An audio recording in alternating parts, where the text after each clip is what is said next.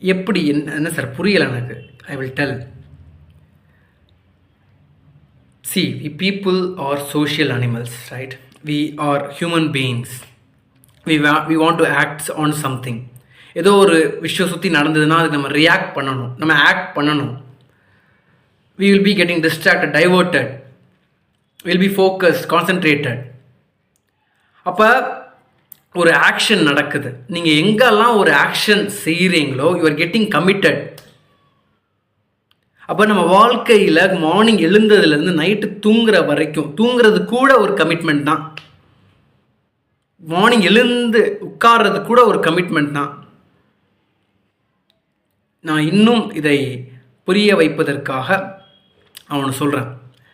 இந்த கொஷின் உங்களுக்கு இன்னும் பார்த்தீங்கன்னா